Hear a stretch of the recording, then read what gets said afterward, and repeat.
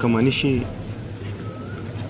అన్ని రంగాల్లో అన్ని ఇన్స్టిట్యూషన్స్ ఎస్టాబ్లిష్ చేసి, అంటే ఏదో ఒక ఇన్స్టిట్యూషన్ ఎస్టాబ్లిష్ చేయడం కాదు, దాంట్లో ఉన్న విధి విధానాలు కానీ పని విధానాలు కానీ కొత్త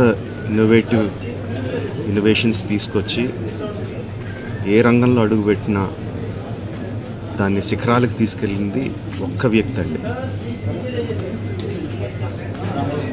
ఆయన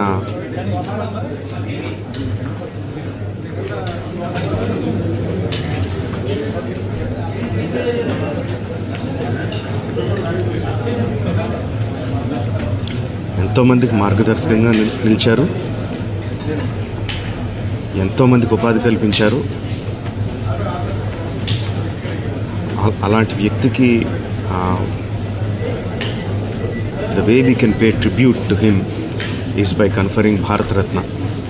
ఆయనకి డెఫినెట్గా ఇవ్వాలి. ఆయనకి ఇవ్వడం సముచితమని రెండు రాష్ట్ర ప్రభుత్వానికి కేంద్ర ప్రభుత్వానికి కూడా మనవి చేసుకుంటున్నానండి. Thank you.